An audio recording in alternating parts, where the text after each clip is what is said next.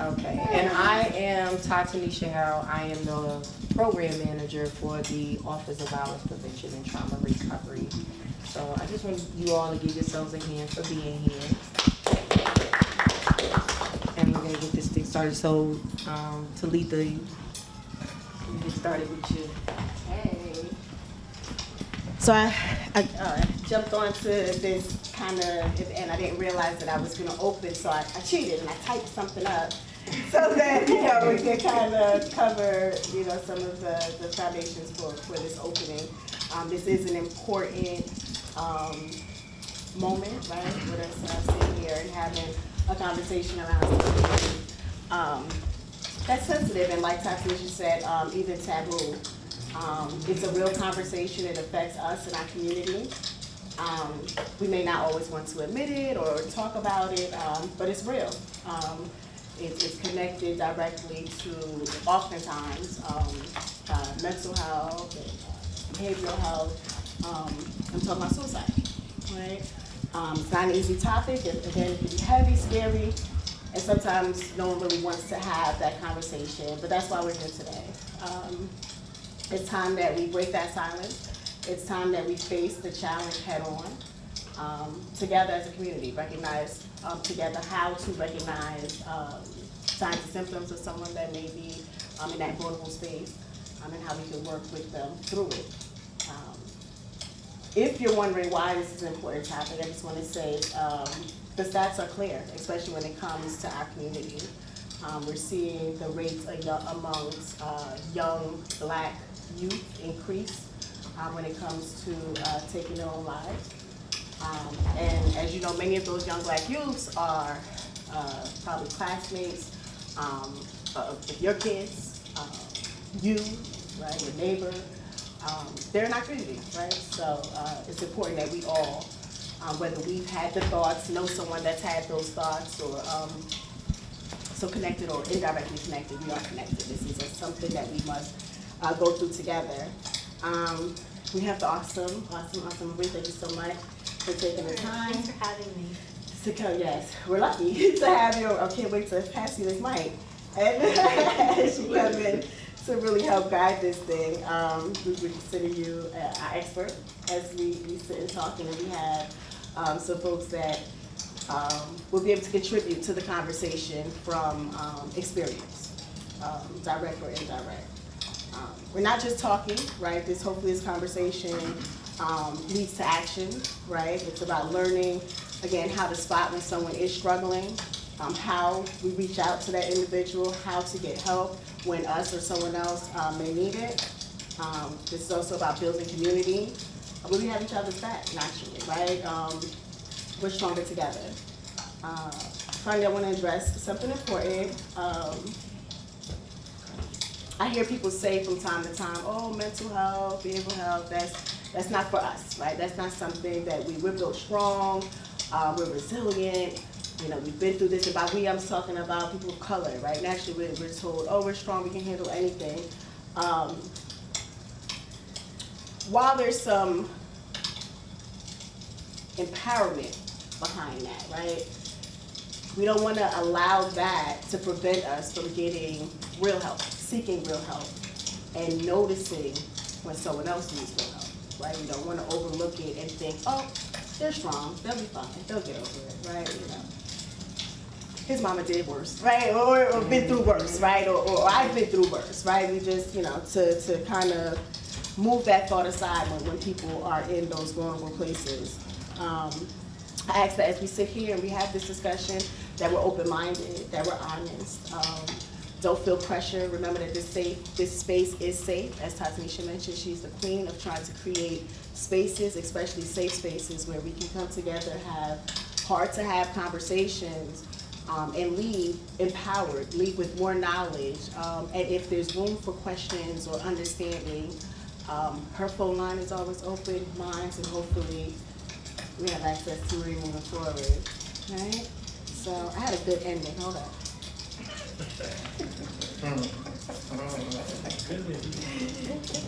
So let's get this conversation started. Let's answer the call together. Because when it comes to preventing suicide and supporting mental health in our community, we all have a role to play. I wholeheartedly believe that. I ask that we all take on that charge as we do this work in the community, as we engage with friends and family in the community, that we take the charge of knowing that we do play an important role in ensuring that we help one another, right? We have each other's back. It starts right here, right now, with each and every one of us. That was a good ending. I can't do anything without being silly. Forgive me for that. Thank you. But yeah, so on that note, we'll pass it over to Ms. Marie. Yes. Thank you. Yes, hi everybody. So my name is Marie. I'm the clinical supervisor for the outpatient behavioral health department at Carewell Health. Carewell Health is the new East Orange General. We call it the community hospital. Our goal is to really serve members of the community. So we offer behavioral health services, inpatient, outpatient, detox, and we also offer outpatient for children. So we do service a lot of the youth in Newark, East Orange, and basically the Essex County area. So we do see a lot of youth come through. Sometimes very hesitantly, but I have seen like a recent uptick in very like supportive parents, and children, adolescents telling their parents, I want to talk to someone, I'm feeling down. So I think it's really important for us to encourage that culture towards behavioral health, towards mental health. So I really do like to see that, and I think conversations like this definitely help to kind of normalize mental health. And it's just because you go to therapy or because you might be on medication, it doesn't mean you're crazy. You just need a little extra support, and even for me as a mental health professional, I have a therapist. And I always tell my clients that because it's just important to have someone to talk to if the supports in your life aren't maybe, it's different talking to like a parent than it is to like talk to a therapist, a professional, a social worker, So I think changing the culture around that. And so I actually had a couple stats. I did a little research last night about suicide among Black youth. And we can all see my skin color. I'm white. I'm glowing. What? I'm glowing. And I don't try to make it seem like I know what it's like to be Black, or what it's like to be like Hispanic or a different culture. And I just want to put it out there because it's very obvious that I'm the only one in the room right now. But what I do is I do my best to just better understand, be like culturally competent. So I come with you with some statistics about that I've researched online. Okay. So I was doing a little research, and there was a Pew Research study in April 2024 that states the suicide rate among Black youth ages 10 to 19 surpassed that of white peers for the first time in 2022, increasing 54% since 2018 compared to 17% decrease for white youth. It said in the article, and I know this to be true in my practice, that Black adolescents are significantly less likely than their peers in other demographic groups to receive mental health care due to systemic inequalities, racism, poverty, a deeply rooted stigma about mental health, as you were saying, like we're resilient, we're strong, like we don't need, not that we don't need it, but we can get through this. And resilience is very important, but resilience and sometimes a little support is what can really make or break an individual. Right. So, of course, like we're wondering about solutions to this. But actually, before we even get into that, what's interesting is Black youth might present with depression in a different way than maybe their white counterparts. In this article, it says that research shows that Black youth may express symptoms of depression, which is a risk factor for suicide, really through aggression, anger, irritability, as opposed to the sadness, the demise, and I noticed this in children in general, too. So, and it's another statistic that I found was half of adolescents with depressive disorders don't receive treatment. That's across the board, because it's either it's not detected, or these other factors that we talked about. And actually, it has become such an important topic to address that there's an emergency task force on Black youth suicide and mental health of the Congressional Black Caucus. I don't know if you guys have heard of that, but it's literally like a government body has established this task force. So, and I went on the website, and they offer a lot of resources too. But it's just to show how big of a deal this is. The fact that the government has a task force helping to hopefully prevent that. So the strategies to kind of help with this, in terms of health care and just being able to detect that, a lot of time, screening tools, and just kind of the biggest one is cultural competency, to be able to understand. And even though, there's a bunch of different subcultures within a culture, I know this is a taboo topic for many, which is why we're having this conversation. So I wanted to lead off with just some statistics. I'm wondering if anyone has any reactions, or responses. So my response is not to the statistics. It's more so the system that is in place. So I don't know how much has changed since 2019, 2020, but I'm also a mental health professional by trade. I'm a social worker, right? And so in social work, we learn that whenever you're dealing with someone that has experienced trauma, you treat the trauma first, right?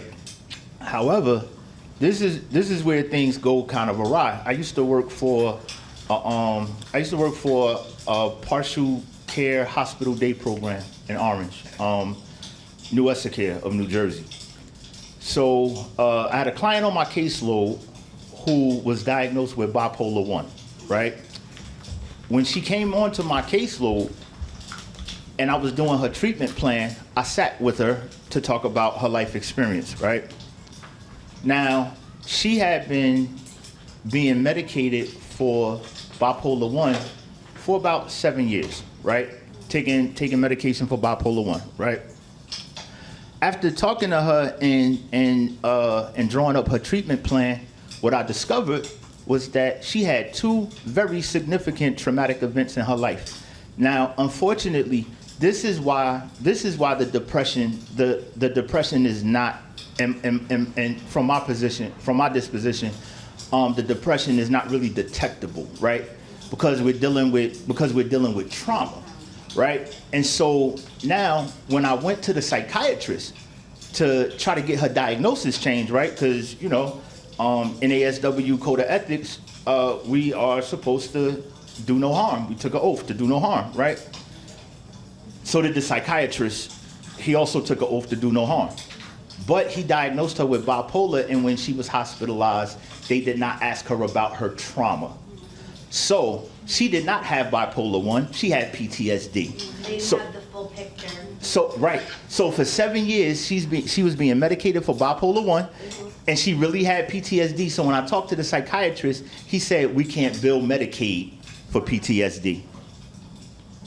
So now she's intentionally being harmed, right? Because she's being medicated and diagnosed with the wrong mental health disorder, right?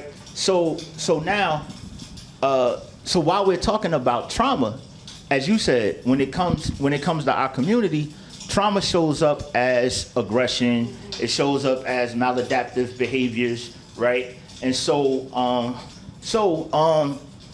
while we're talking about this trauma, we have to have a better understanding, I think, of how trauma impacts us in our community, right? And then of course, Newark is a planet unto itself. Like there's no other cities in the state of New Jersey that's like ours, right? And so we need mental health professionals that understand our culture, right? Understand our generational trauma that we've experienced, understand the vicarious trauma that comes along with growing up in Newark, and then also the trauma of being impoverished, not having your basic needs met. And I think that people scale over how poverty impacts us as a community traumatically, right? And so if we can begin to understand how those two things are correlated, then I think that at that point, that's when we can start to bring some real healing into our community. So my name is Minister Kirby, and I've been studying suicide and doing suicide prevention for over the last 15 years. In 2008, I wrote a book called I'm More Than a State Number, where I dealt with suicide in that book, talking about how we as a whole wear suicide masks. And what I classify as a suicide mask is when when people in the streets, whether you're going around buying drugs or anything, you never know what you're getting in that bag or that bottle or anything. So it's really like suicide in the mask. Like some people have the heart to cut their wrists, hang up, and do these different type of traumatic things, whereas other people hide it behind their mask. But other than that, I understand the statistics, because the statistics also show that the highest people who committed suicide was veterans at one point. Now there's African American, and then you got the Asian Islanders and the Pacific Islanders and everything. In those researches and studies also, what you just pointed out was how people are misdiagnosed. Right. That's the biggest problem. So what they tell you look at for signs of suicide, when people thinking about, oh, they isolate and then them. I have 5 cases right now that does not fall under any of those categories, but they have been cutters.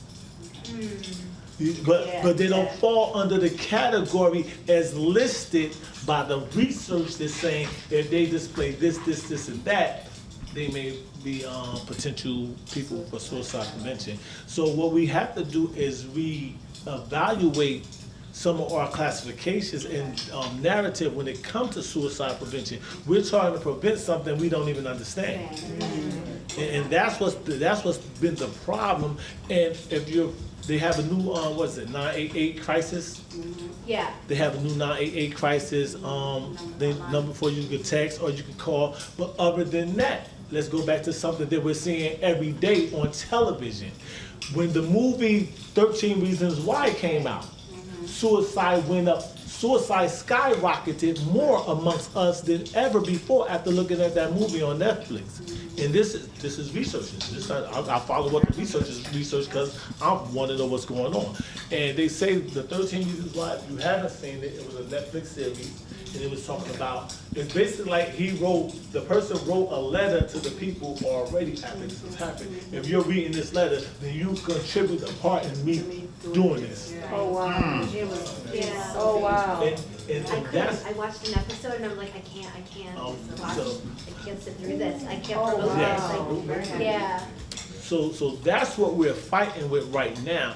It's not the fact that it's just trauma, correlated with other traumas. So the easiest way, you know what, I'm on out of here. And we're not far from our teens that's doing it. I done watched people drink themselves into a stupor. Why are you drinking so much? When you know the ramifications of it, you trying to take yourself out without being honest about it. Me, I have to use me, what made me start doing this research.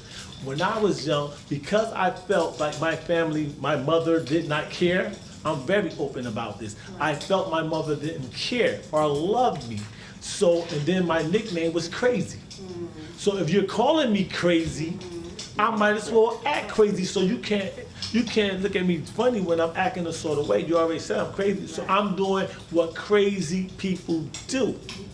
However, it only kept me going down that road with the suicide mask on, because when you're in the street life, whether you're in the gang culture or any culture, when you're doing certain things, just saying, I want to die. I don't want to kill myself. I'm not gonna spend my time, I ain't gonna spend my time missing it. So I'm gonna do other things. I'm not gonna put a bullet to my head or put a gun to my head and pull the trigger. But in other things that I was doing, that's what I was doing. I said, I'm not gonna kill me, let somebody else do it. Because we was taught that if you kill yourself, that's like a big sin, you're going to, but, and people who commit suicide, it's not because they hate themselves. They love themselves that much they can't deal with what's going on in the moment. Like when we get depressed, when we have different traumas, some people can't cope the same way. I don't fit in. Since I don't fit in, I love me, but I don't fit in. So since I don't fit in, I might as well check out. And this conversation is not a conversation that we're having on the majority. I did a thing in Seton Hall and in Jersey City because I was trying to do like this little tour talking about suicide prevention, not just in Suicide Prevention Month and everything, but during the year. And I found out that this topic is taboo because many parents have either tried to commit suicide or still thinking about committing suicide while trying to help their child. So these are the things that we don't talk about. This is a taboo conversation. It's always been a taboo conversation because nobody wants to appear weak. And that's it. But that's my take. But we can build some more on it because this is one of the things I've been studying for a while now. So, whoever else? First off, my name is Ramel. That's my first name. My middle name is Kobe. So I suffer from a lot of mental illnesses. I'm gonna say about like more than 4 or 5. Been diagnosed over the past years from things I go through. But I feel like the past 2 years that I've been going through, it's been good, but then I have my bad days too. So I know like last year, it's things I love to do. Like I like listening to music, making music, playing basketball, playing video games, and drawing. So there's a few, like last summer they had something called Cyphers on the Corners, and I went in, I had freestyle for my community, and I ended up winning, so I became a finalist at the final area where all the other rappers were gonna battle it out. I ended up winning a money prize and a chance to perform at the 24 Hours of Peace concert, which I did. And that was fun because I had my brother on the stage with me. Then later on, a couple of months later, I guess, when it started to get to like, I guess the holidays, I didn't want to hang out with my aunt during Thanksgiving, or my aunt or my uncle or nobody. They invited me to their house for Thanksgiving, and I just like was in some type of deep depression because I was like, I was depressed, but also I wanted to work out because I wanted to focus on myself losing weight to get ready for the next summer, the following summer. So, I was outside working out a lot. I had been through a car accident 2 years ago on top of that, and I got lower back surgery. So they prescribed me with, oxycodone and Valium as a muscle relaxer. So now I'm on pills that, I shouldn't really be on, but it's like they prescribe me with those, but to deal with the pain. So I guess I'm gonna say I kind of got addicted. The pills were making me nauseous a little bit, so I stopped taking some of them, and then I started to take them like they told me to. But I was working out anyways during the winter time. This is during November, fall, winter. And I was just like not taking my medicine for my mental illness. So the physical health was working out, but the mental health was not there.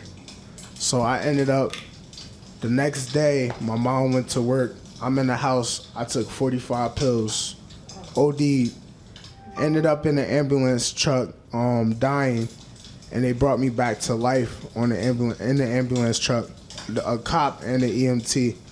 So then they finally woke me up in the hospital,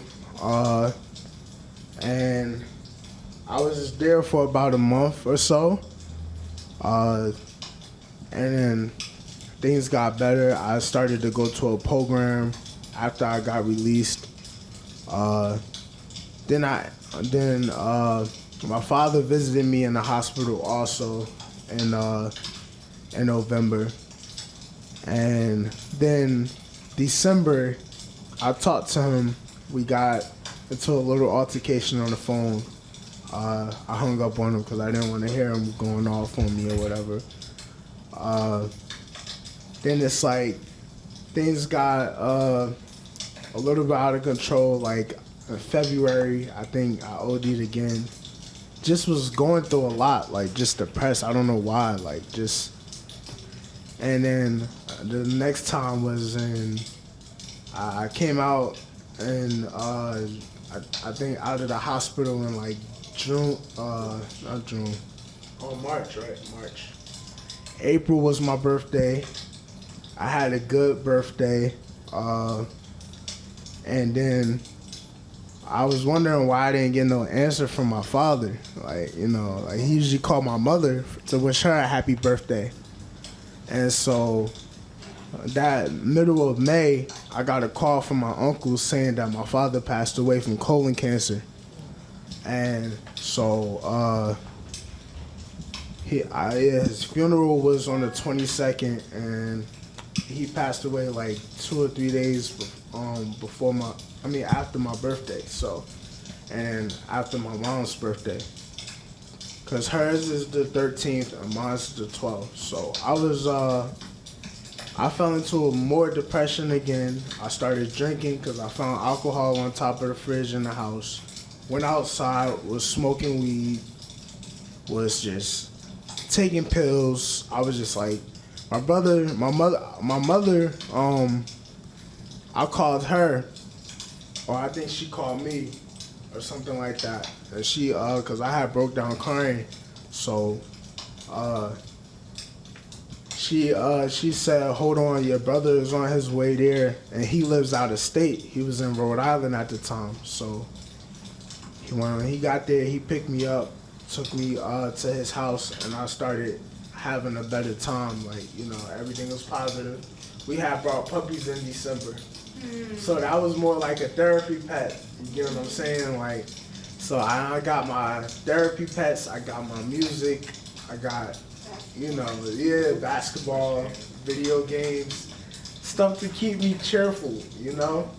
So, but yeah, like, I felt like, just like when I have thoughts about the people that passed away in my life, like, or have passed away in my life, I still tend to get depressed a little bit, and sometimes I might have to be careful because I might end up taking more substances and, you know, overdosing again, which I went through something July 20th. On July 20th, I ended up going through something somebody stole from me and my mom, and I started destroying stuff in the house. So I guess the neighbors called the cops for disturbance, and they ended up kicking in the door, and they drew weapons at me. And I already had PTSD because I have history of the cops beating me up in the hospital in the locked room. It's just a lot going on as being an African American. You get what I'm saying? Like, you don't get treated right. So you go through a lot of different trials and tribulations. But they had a riot shield, a taser, and the other one had a gun drawn at me, and they told me to lift my hands up, and I lifted my hands up. It was my medication that I took, and I had OD'd again. So I'm in the hospital again. They telling me this is my last time. If I end up in the hospital again, I'm gonna end up in a long-term hospital. So now I'm at this program now, and I'm starting new. I'm trying to listen to my mom the best I can, do my chores, everything, stay positive, do positive things. When somebody asks me for anything on the street, just say no, you know? So, like, but I'm just, I got a lot of artists I look up to, like musicians that have passed away from, like, things like that, like Juice WRLD, you know, Mac Miller. It's wild. Like, you know, like you got then Kobe Bryant was an inspiration to me. So, and he's going like he is. So, and you know, now then it's like family members that you lost. Like during the COVID, during that period, I lost my aunt. So it's like you just gotta keep going. You gotta motivate yourself, motivate your family, and you just gotta stay like moving forward and continue to do positive. Because one day somebody can hear your story and they'll be inspired. So, word, exactly. Thank you for your strength, man. Yeah. Wow. Thank you so much, bro, for sharing. And thank you for everybody. I sat last week in a retreat space with most of the people in this room. And, you know, you learn a lot when you're in a healing space with people who do healing work on their own. And, you know, what I'm hearing over and over again is a different version of the same thing. You know, the trauma is ever present. The trauma is happening. And so, you know, okay, I'm gonna give you an example. I was talking to my bro Ramel the other day, my other bro Ramel, right? And so I was talking to him the other day about the retreat. And it might have been him, it might have been somebody else, right? But somebody gave a great workshop. It was Mark, right? He gave a great, Mark Comesañas. Amazing workshop on being an educator, right? And what it means to extract the knowledge that is already inside of people rather than trying to put something into, you know, a vessel, what you think is an empty vessel, because I'm hearing nothing but full stories, you know, in a little snippet. I just feel like I just sat in the room, I just pulled up and I feel all these stories, all this life, right? Now, what do they want to do? They want to over-medicate us and say, here, take this, and you're going to be good. But, you know, I heard statistics, you know, 54% more since 2018. What? You're talking about your experience in the field, your experience in the field, your experience right now as a young man trying to make sense of a senseless world. The world, it's not your fault, bro. You gotta know from somebody who's a couple of years older, like where your bros from a couple of years, it's not your fault. You understand? Like that's that hand, like, you know, when Kobe's death hit me, and I'm just like, what? He's not even my family member, right? But he looks like us. He has a similar experience to, you know, us regardless. You know what I'm saying? We grew up. He might have been, you know, you're named after him, right? He might have been, sometimes, you know, we got bros, that's the only role model that they had that was doing something positive, and he's gone, right? You know, I got bros who laughed when some of the greats, that they laughed to cover up the pain because it hurts. It hurts, right? And so then what sets in? Nihilism, right? Nihilism meaning, why does it matter anymore? Okay. Right? And that's what Kirby is talking about, Mr. Kirby is talking about, right? You know, we start wearing these masks, yes, right? Because why does it matter anymore? Right. I'm currently in the treatment space. So back to Mark's workshop, right? He made us figure out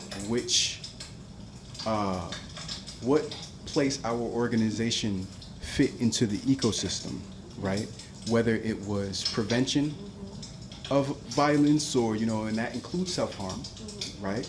Prevention, intervention, or treatment, right? And so, you know, in the wellness space, we're a little bit in prevention, right? But I had to sit, you know, with my team, and I'm just like, I don't know what we're preventing because the trauma is always happening. Right. So I'm gonna go with treatment, right? And I'm gonna go and try to create space where, you know, people could be, you know, yeah, where they could do the things that you said that make you, because I'm listening to my bro here talk, and he's saying things that make me feel good, that I don't get to do. I'm building a wellness space and I'm not well. I'm not doing wellness, you know, because I'm a black man, you know. What is, you know, my people, they love me, the people who love me, they say, don't talk to yourself like that. Don't talk about yourself like that. I'm hard on myself, you know, for no reason, because I got this skin on me. Like you said, they don't treat you right.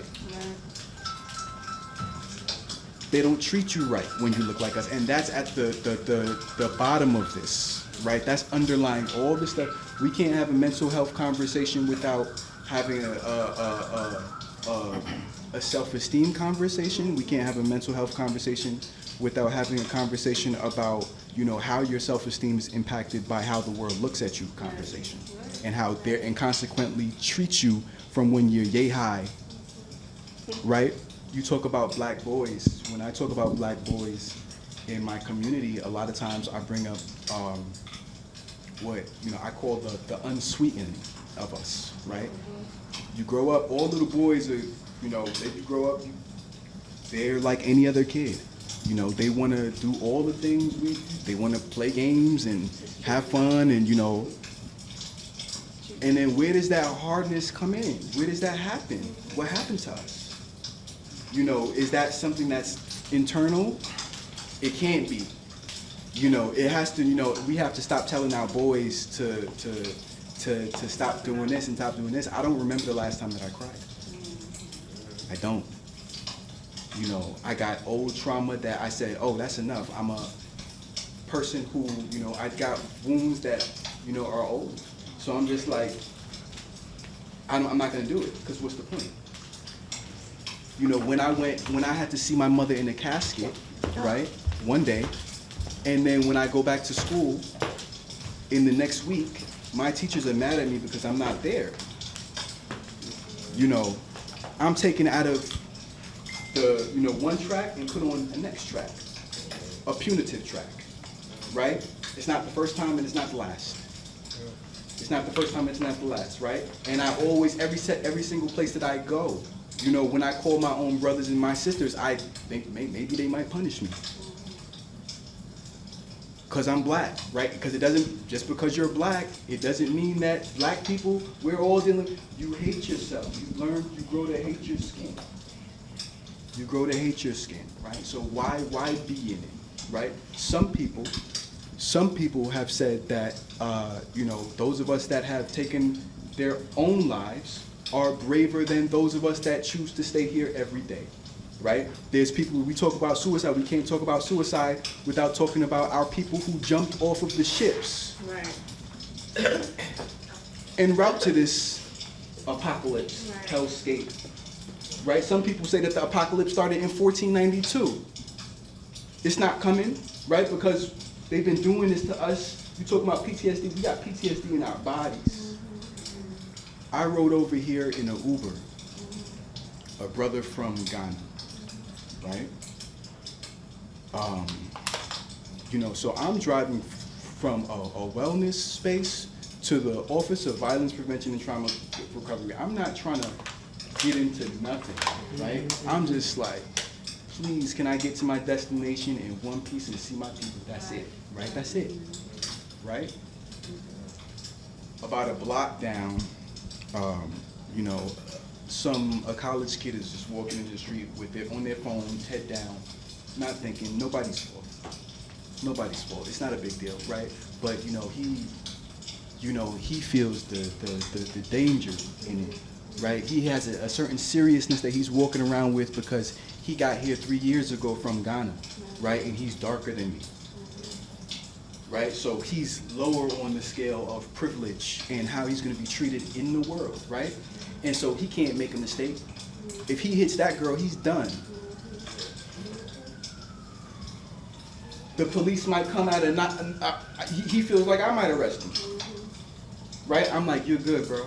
Like, that's all I could do for my trauma recovery. I'm like, you're good, bro. Like, don't worry about it. It's right. Just, keep it pushing. We're good, right? We get into a conversation, right? And, we're talking about, more of the same, more of this a version of this conversation. Like, listen, they don't understand our perspective. And then you see black boys who stop talking. We become nonverbal. They say we're nonverbal. We're talking to y'all, but it doesn't. People are not necessarily hearing us. They're not necessarily hearing us, right?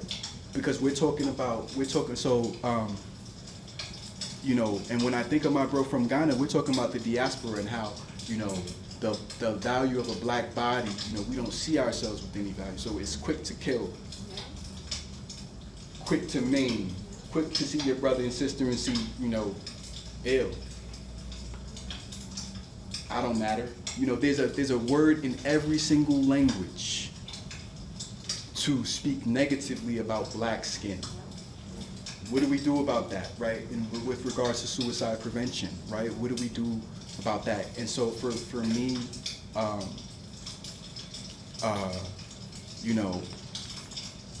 it's about everything that y'all said. Number one, the statistics, because people don't understand anything else. Our anecdotal language, people don't understand, especially when it comes to larger media and just U.S. as a whole. Doesn't understand. They don't hear our voices in the same way they hear the numbers. They hear the numbers, right? And so that is extremely important. As far as us, what we can do, services like y'all named, right? Basic needs. If basic needs, I can't tell nobody nothing. If their basic needs are not met, Right.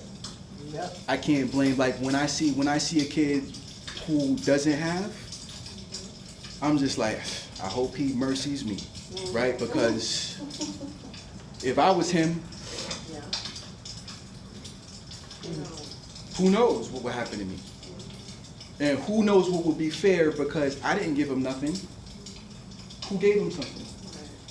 Right? And so, we're dealing with institutional issues. Our people are under-resourced, right? And so that creates a level of fear that, most people wouldn't understand. That creates a level of scarcity that most people wouldn't understand. That creates a level of anxiety and the raising of the cortisol levels in your body on a daily basis that most people would not understand, right? And so therefore, they say you're doing too much. It's like, why are you acting like that? It's like, why are you paranoid? The other day, I'm outside and my wife tells me, she goes, why are you looking around like that? Why am I looking around? Like, what am I supposed to do? Like, what am I supposed to do? What am I supposed to do? Like, I don't know who's coming to get me. It could be anybody, because on that same corner, a couple months before, somebody did something that I didn't like. And so, that's living with me. And, years ago, you're talking about, you are so good with your dates. I was just like, bro is an encyclopedia. He has every single date memorized. And I hate that it's tied to trauma, right? But he has every single date memorized. This young man is a genius. And they're riot shielding him, treating him like a criminal. This young man is a genius. You heard him. Thank you. Thank you so much. Wow. Can we talk about, you want, I want to, because there's a piece of this that we're missing. So I'm Latoya Jackson. I'm born and raised in Newark, and I'm also a boy mom. So I first want to give you a hug because as your son, this is your baby, right? As he was talking and you came in, I could see me in you. Like, it's a lot to support these young men. It's a lot. Before I go on.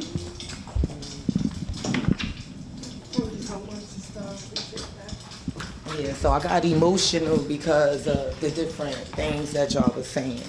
And I really didn't know how to even approach the situation. But I have a young son that drills rap. So that's like suicide. For just this culture to actually commit a crime and then go and say, come and get me, like I did it. And then also the hate within that.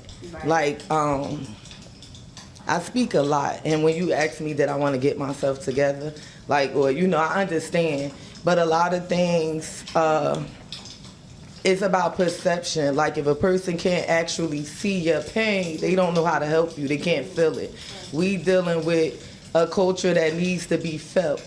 Like, I can't sugarcoat what I'm going through. So that's why I didn't want to leave, because I feel like with it being televised and also with me wanting help and making myself vulnerable and wanting my son to have help and wanting to accept the resources and knowing everything that's going on, it's a lot because it's suicide that I'm experiencing every day.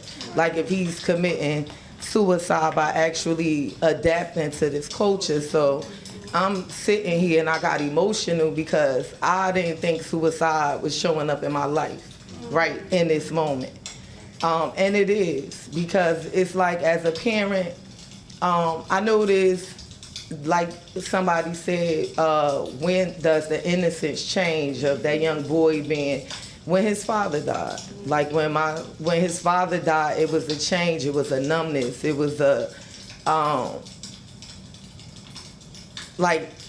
space where I knew I couldn't ever support him in that way.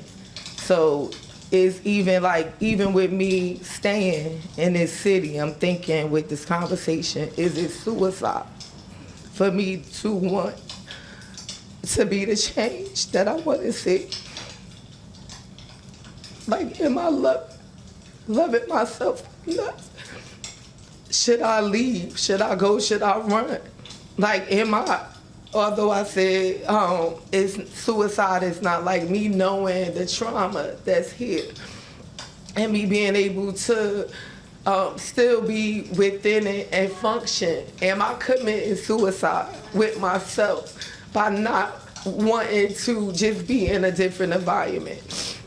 And it's crazy because I love Newark and I'm not scared. Like, I want to be here. And like, am I committing suicide? So that's what got me emotional, because my passion, and they don't pay us enough to go through what we go through within our community, to show up for people. It's not enough money. And it's like, I stay here because I know that I need to love him.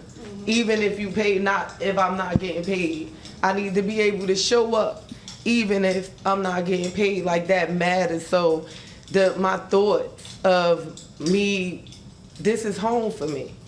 Like, we leave our personal homes. We want to make sure our dishes is washed, our bed is made. We coming back comfortable. Like, even if I leave, this is still home. My mother is here. My family is here. So I have a whole bunch of thoughts. But my question to myself, and only I can answer that, like, am I committing suicide for wanting to be a change, or to be a part of the change, to love my people, to want to, because I just, within all of this stuff, I'm a very confident person, with how I move about.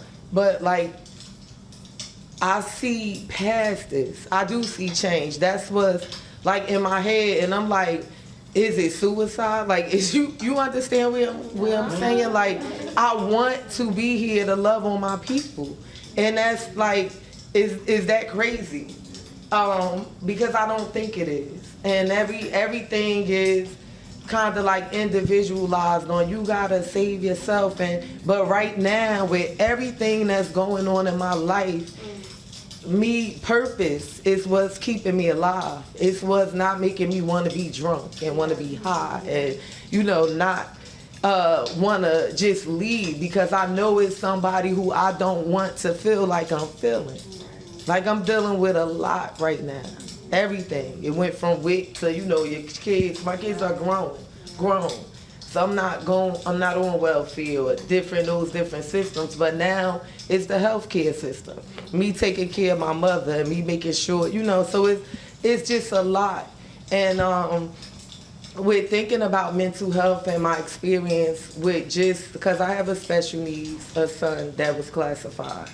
And it started off with different situations within the school system that actually got him classified. And then it went from me having to sit down and knowing that one day I might not be here, so I need to teach him how to articulate himself so he could speak for himself. And he did that very well.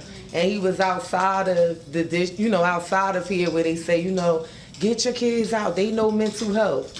People, the other color, they know it better than us. And my son began to go to them schools, and it wasn't his culture, it wasn't his people. He didn't want to be there, so we fought, and he taught like it wasn't nothing wrong with him education-wise. He just had behavior problems. He couldn't sit still.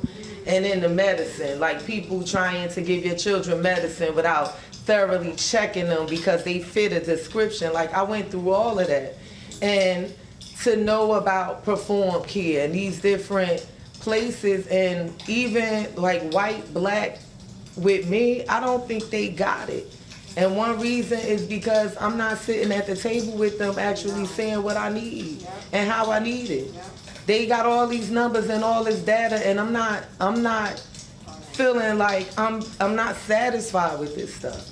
Like, I put him on medicine at one time and had to see my son not eat and go through withdrawals and doing all this stuff and diapers in my life because I don't want them. Like, they take you through all of this stuff, and at the end of the day, you're just a number in a whole like group. So it's a lot to be able to even trust the person and say, I want to sit down, because even with me going to talk to psychiatrists, and I would sit in a room with a Caucasian man and tell him what was going on with me.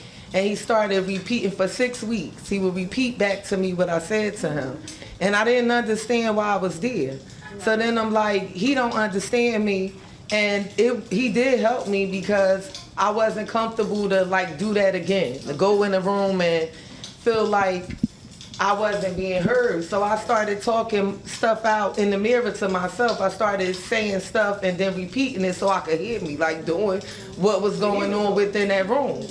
And that's been working for me. Although I may want to talk to people sometime, I can't trust who I'm sitting down with because I'm gonna be judged a certain type of way. So when I think about my son and him expressing himself in this way, where he's like, it's black on black crime, basically, it's suicide. And I think that that's definitely a space that we need to have conversations about, because there's a lot of parents that don't know that their children are doing this. They don't know that it's all of these pages. They don't know that their kids are on social media, not only committing suicide with their lives, but also like doing a police job. And that's suicide also, to be behind bars and in a place where you're supposed to be rehabilitated and you're not really getting what you need because we're not understanding this mental health thing on. And I don't want to take anything away from anybody, but on a level that we need to understand it from. And it's the trauma, I believe. Good evening, good afternoon, everyone. I am the mother of Ramel Mincy. My name is Nancy Mincy. I'm also a community leader. So I know you said you feel like suicide, but you're whole. You're whole, and you're broken in spirit, but you're whole. And your strength comes within. Like I've cried so many tears that right now I can't cry anymore because I've lost him, and then God brought him back. So now I was walking on eggshells in my house before. Like I can't say something, he'll say, I don't want to be here anymore, he's going to commit suicide. He'll say something, he doesn't want to do anything, and so now I'll talk with him and speak with him instead of talking at him and say, look, we're in this together. Like God keeps bringing you back for a reason. And so that's what keeps me whole and keeps me sane. So let's create a wellness space for all of us. Right. And I like what this brother was saying about treatment. We're all in treatment. Right. Right? Because we're all dealing with something. I can remember a time when my son, both my kids were younger, and he would come to me and he would want to speak first, but my little one would start, Mom, this is what I did at school. No. I want to speak first. And he had this habit of doing that. And I had to say, today, let him go first. And tomorrow, you go first, right? So that it's no, you can't be you all the time. The world doesn't allow us to, it's not about us, right? So we have to create the space that is about us. Right. We have to make that space. When I wake up in the morning, how Mary J says it, I'm beautiful. I create that space to be beautiful and to be somebody and to be here and to help someone. That someone just happens to be my son. So, and we help each other. We talk to each other. We try to figure out what we need as opposed to what we want. He has a lot of wants. Everything he wants, he doesn't need. I know he loves the video games and stuff, but he doesn't always need it, right? Sometimes he'll pick up the Bible and start reading that, which inspires me more because he just recently started going back to church. I was like, oh, we haven't been here in a while. You know, let me get my stuff and go too. He's there early. I'm lagging in, and I'm sitting in the back. But I'm learning to say, look, wait, let's go together. Let's do this together because we're in this together. So I just want to say it hasn't been easy. I've cried a lot of tears for so many years. You duplicated my story. Everything you said, I've gone through.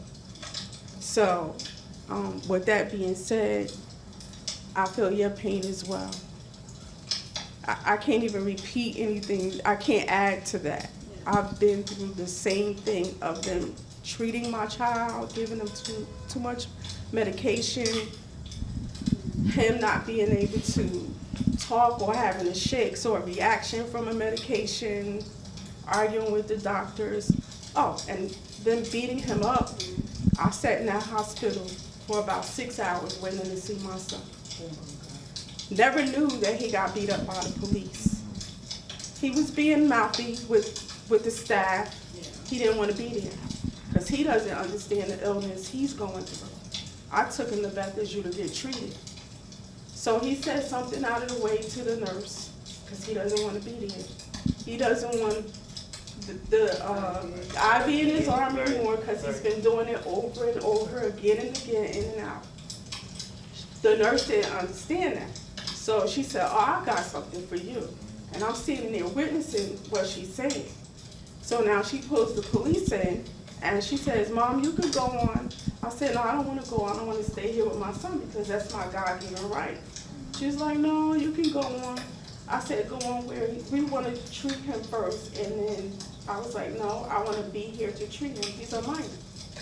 But he was a teenager. He was acting up. So they made me leave. I said, before I go home, can I see my son again?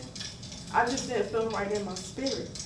So I sat out there and I kept calling back. I kept asking, I kept begging, and they said he's asleep now, you can't see him. When I came back the next day and saw how bruised and beaten he had been, it hurt my soul. I had to go to an administrator because I am a community leader. And I spoke about that. Yeah, I wanted to speak about that. I was talking, and I did not want to be there, absolutely. And I was talking to the cops. I was talking back to them, and this one officer told me, he said, keep talking. And I said another word, and the two cops held me down. One held my legs down, the other one held my arms down. And the one cop that I was mouthing out to jumped on top of the hospital bed and put his elbow into the middle of my neck where I couldn't breathe. Then he's punching me in my face, and then another cop tased me. So I'm spitting out blood. They told me to stop coughing out blood. There's blood on the wall, blood on the pillow. Yeah, so it makes me hard to sometimes like trust like people, and like it's good cops out there, but then there's also bad cops out there. You got to know that. But it's difficult going through the tough situations that you go through. You just got to keep going in life. And, you know, you learn from your past mistakes. Yeah. The cop saved your life. Yeah, because the cop saved my life recently. In November. Yeah, in November. So I was younger when that happened, but then, most recently in November, recently in November, a cop saved brought you my back life. to life. Yeah. And so, And I had to think about when Lil Wayne, I don't know if y'all know about his story, when he was younger, he shot himself as a kid. Mm-hmm. He's like a toddler, right? Like he's a kid. Yeah, he was a kid or something. Yeah, and a cop saved him from dying. He said, "Yo, y'all don't see like this kid right here bleeding out. Like y'all just stepped over him. Y'all just walked over him. Like help him, get him some medical attention." So it's like when I listen to music, and it's like a whole bunch of artists I listen to, like from Kendrick Lamar, from Rod Wave to Juice WRLD to Mac Miller to Nipsey Hussle, Jay-Z, Nas. Like I get motivational. Like those are the type of artists I listen to, and much more. Like so I get like a musical type ideas, and it just make me want to write my own stories down, because you never know your stories that you put in your songs or that you just even write down. You can make your own book for all I know. They could just change somebody's whole life. Mm-hmm. So, but yeah. Because I'm hearing the thread that's never talked about. Okay. And the thread that's never talked about is grief counseling. Mm-hmm. So we got to remember, our kids are being exposed to maybe the loss of their parent. Right. And we're not talking, you don't always have to transcend send to the afterlife to be an absent parent. And kids grieve, mommy and daddy ain't together no more. They divorced. That's grief. The grieving means simply losing something at some given point in time in your life. And that's what we don't never talk about. What is the root? And we're saying suicide prevention. Suicide cannot be the root of this. It has to get to the root. And wherever the seed that springs off suicide, mental health, and all these other things, those are the things that we overlook because we want to deal with the surface. We want to treat this person, and there's so many misdiagnoses every day. Because this, let's not be naive. This is a business. Mental health is a business. Suicide prevention is a business. And if it wasn't a business, it wouldn't be even spoke about to the degree it's being spoken about now. Mental health is real. But let's look at some other variables here. Some people overcome it, some people don't. I was in an accident when I was way younger, and because of the car accident, I hit my head so hard. Let's talk about brain injuries that we don't even put into the mix.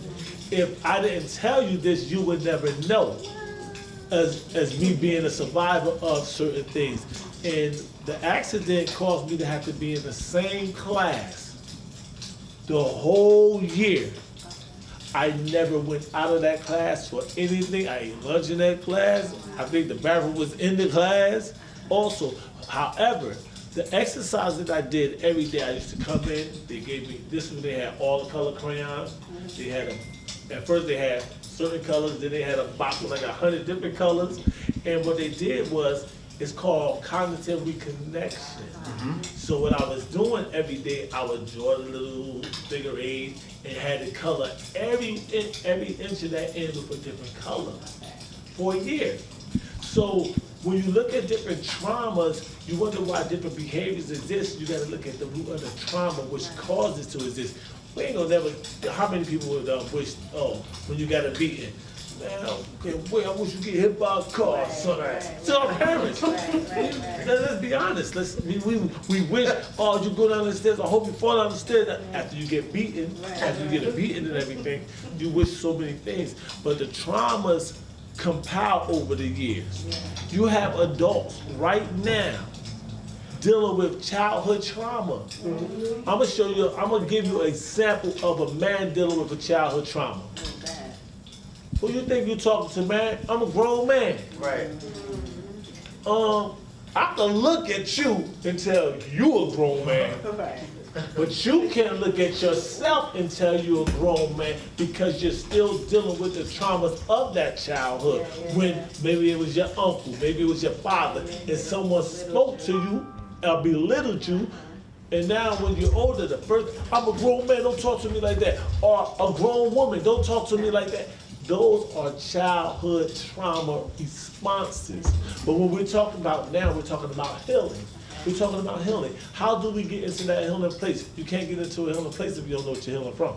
Right. And when we have conversations with our youth and adults, we get the basics because we have those trust issues. Right.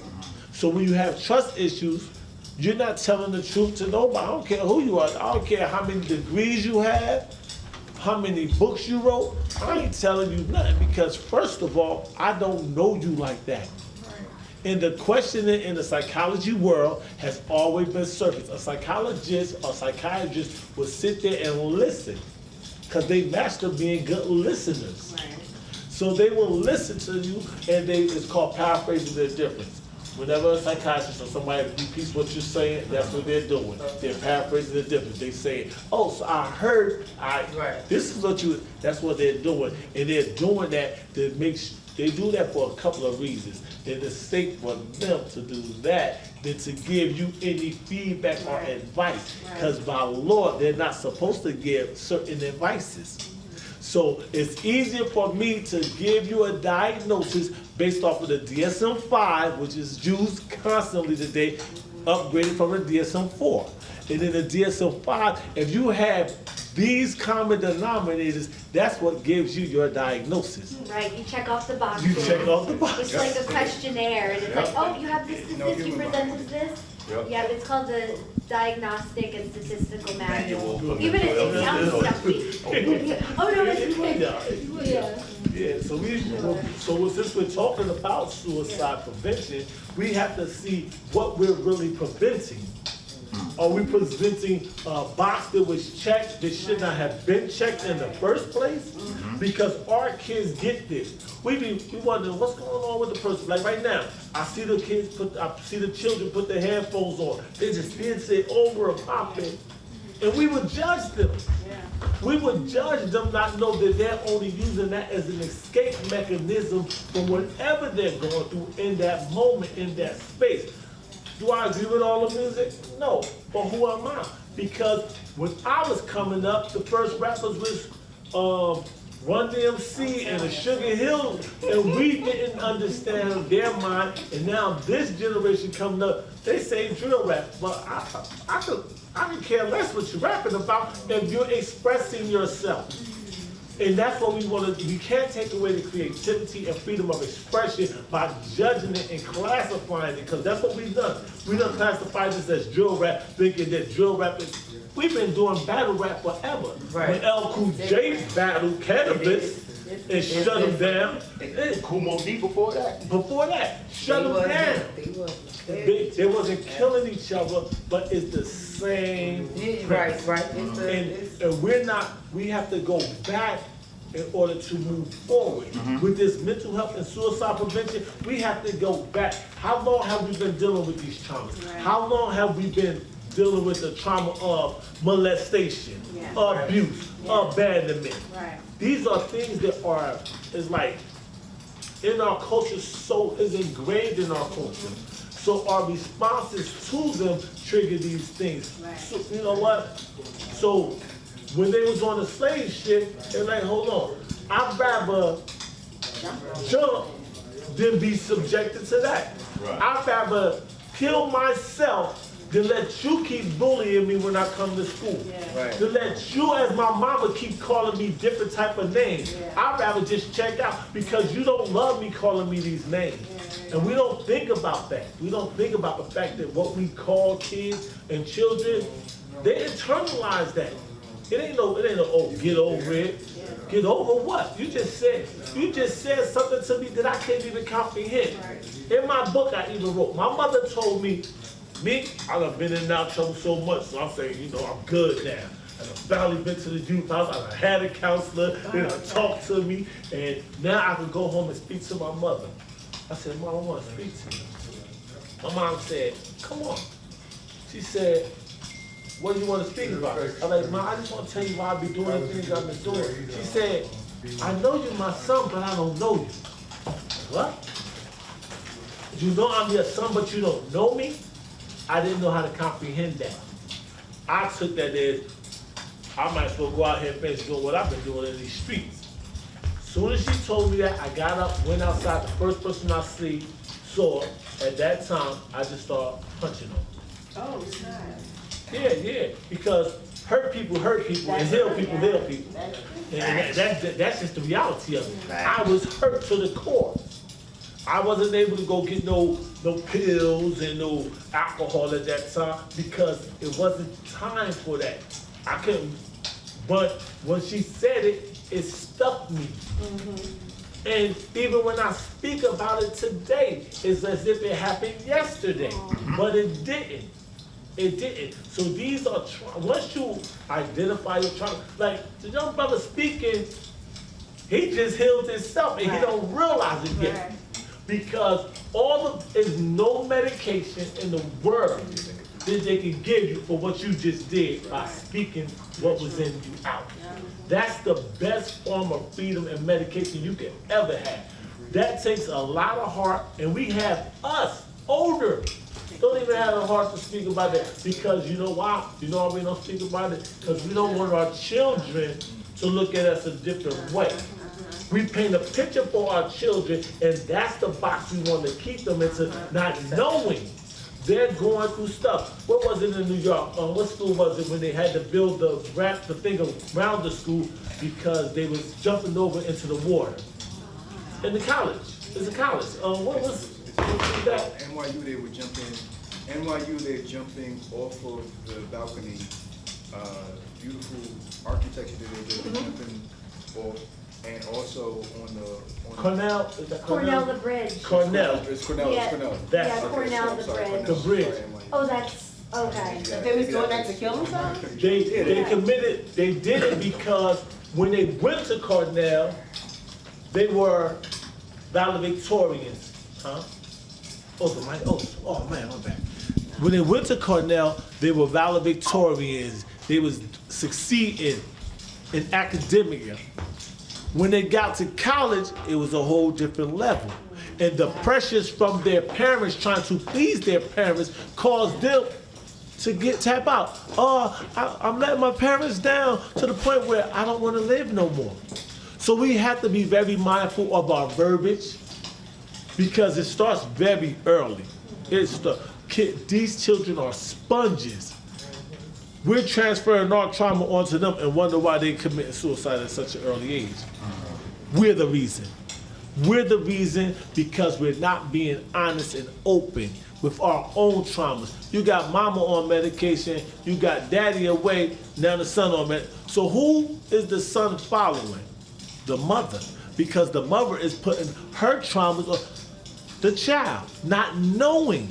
It goes many ways. And that's what we have to be. If we're talking about prevention, that's what we have to look at. Because it's really no medications that can prevent a person from wanting to commit suicide.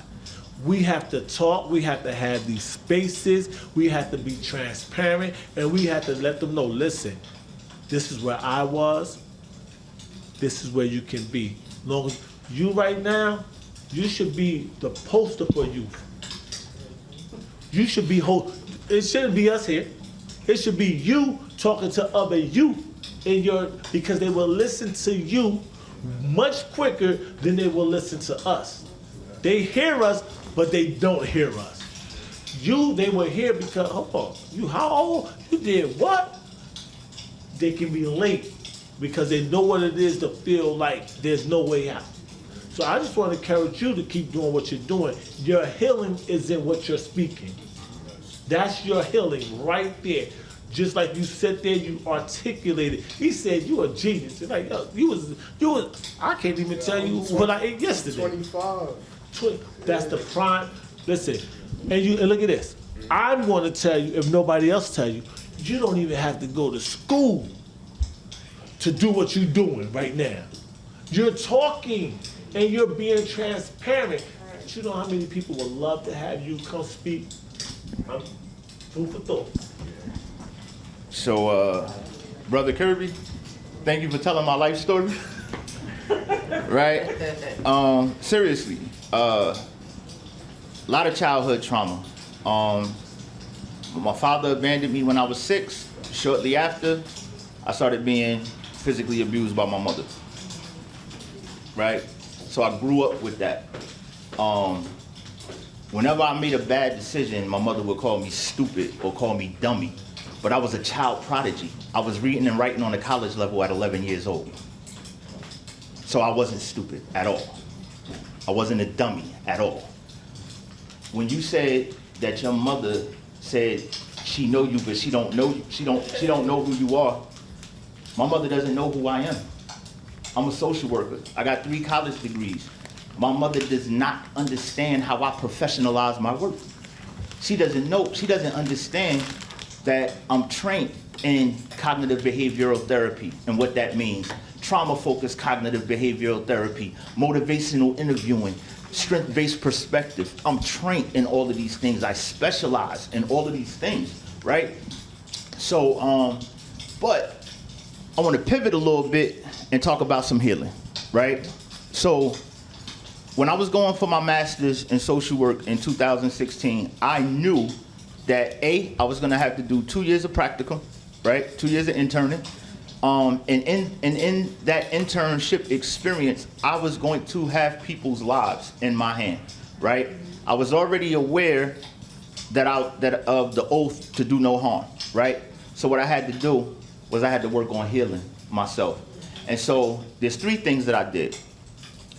One was, like Sister Toya said, I would stand in the mirror and give myself positive affirmations. Why? Because my eyes are watching me say positive things to myself that I can hear. It registers in your brain a little different, right? That's where the self-esteem started to come up, started to arise at, right? That's where the self-efficacy started to come into play. Self-efficacy means that you are, you're aware of your ability to accomplish tasks, right? Which also boosts your morale, your self-esteem, and all of these things. Another thing I did, I came up with this meditative practice that I did, right? I sat there, I closed my eyes, sat in silence, and in my mind, I took every hurtful, hateful, mean thing that was ever said to me, ever done to me, all the physical abuse, and I took it and I put it in these big trash bags, right? When I filled both of the trash bags up, I put the trash bags in the trunk of my car. And I drove out on the 78. This is all in my mind. I'm picturing myself doing this. I drove out on 78 and I pulled over onto the shoulder and I got out my car and I took those bags out and I placed them on the ground on the shoulder. And I got back in my car and I got off at the next exit and I took the streets back home so I didn't have to ride past my baggage on the way back home. That's the second thing I did. Third thing I did was I learned how to love myself, right? I became my own best friend, right? And in doing that, another meditative practice that I created, right, was if you ever had dishes in your sink with dried food on it, right? I was telling Brother Utah this at the retreat. You get a glass. You put a glass in the drain of the sink. You turn the water on. You let the glass fill up. When the glass fills up with water, don't turn the faucet off. Let it keep running, right? The glass is blocking the water from exiting through the drain, right? You start to see the water level begin to rise in the sink. Before long, every dish in that sink will have been wet and had access to water, which will now make it easier to clean. That analogy right there is what I call loving yourself. You love yourself to the point where it's overflowing, right? Because self-love is not selfish, it's selfless. And so the dishes in the sink represent the people that are in your life, right? And if you love yourself to the point where the water begins to rise, everybody around you will be impacted by the love you have for yourself. And then they are in a position to be able to reciprocate that to you. Now that's where the healing comes in, right? Because if I'm loving myself so much that you're impacted by it, right? You have an opportunity to love yourself that much so I can receive the love that you have for yourself, right? And that's called being selfless. That's loving yourself selflessly. I just wanted to share. And those 3 things have worked out magically for me. And every client that I've ever had that I've shared that with and they utilized it, they started experiencing a better quality of life. Their morale went up, their self-esteem went up. So it really is a therapeutic measure. And it's something that just came from this bag of cats I call a brain.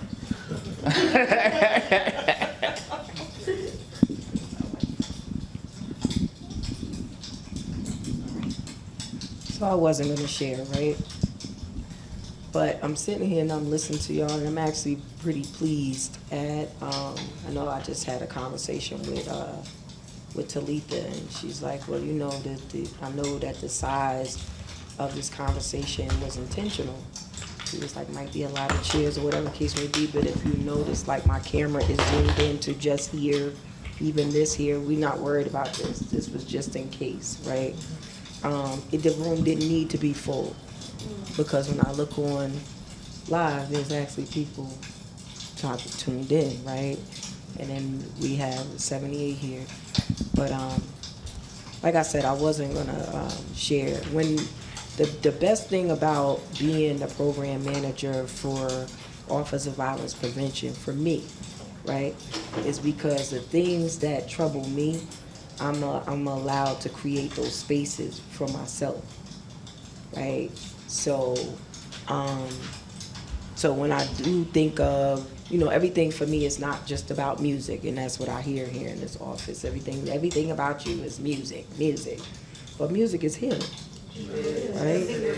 Music is healing, right?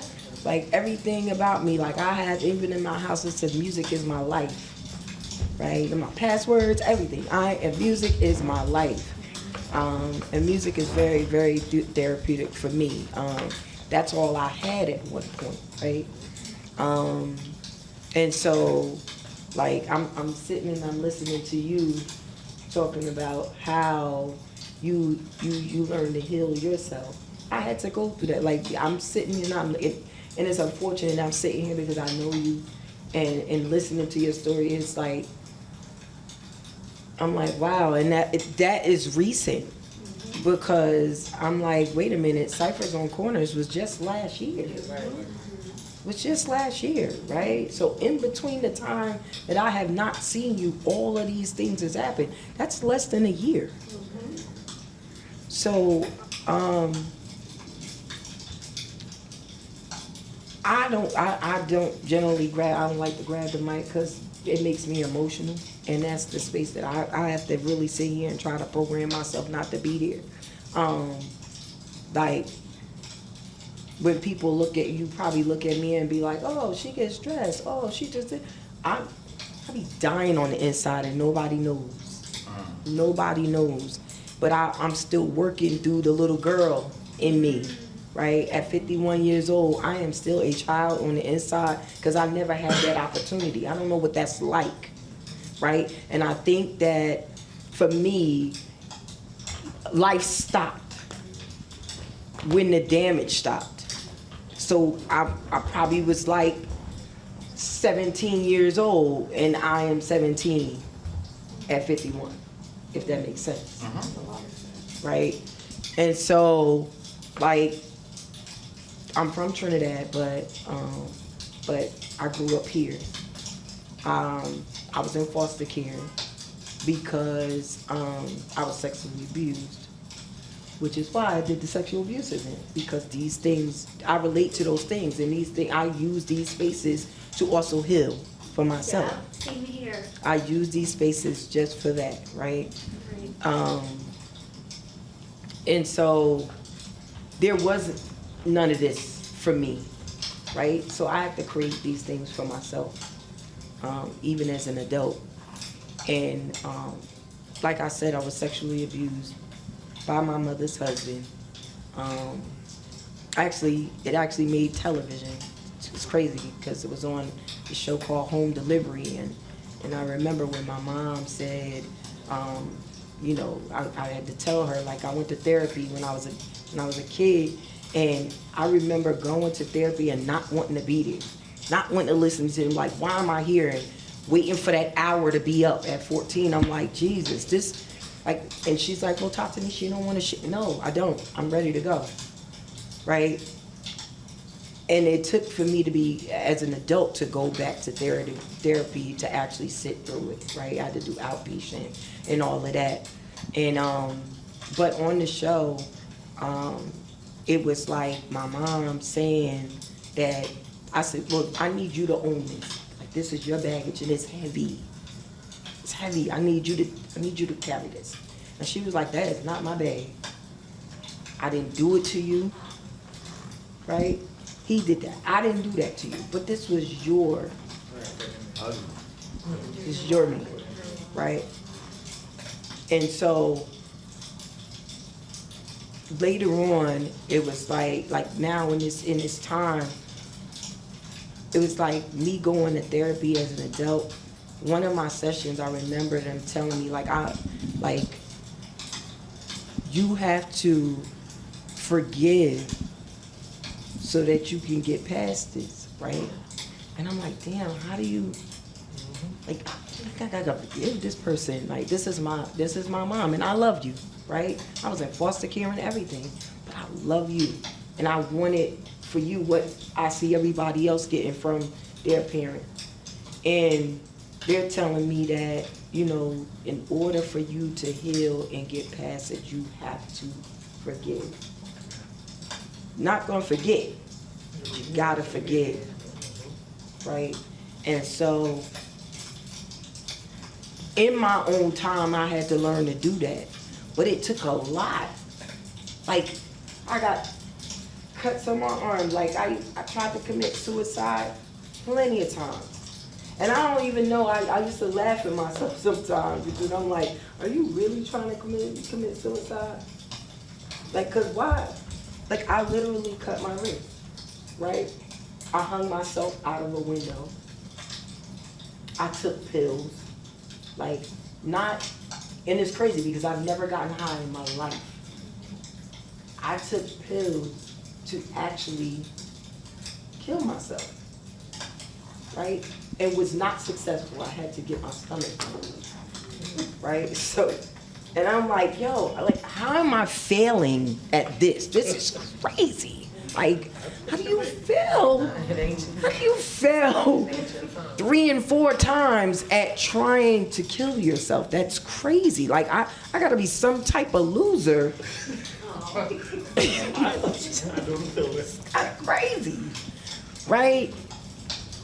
And then, like, as an adult, and then I started to go to therapy, and it's crazy because even at 51, like, I still, if you and I was to get into it somewhere at home, I'm like, I still sleep with the light on.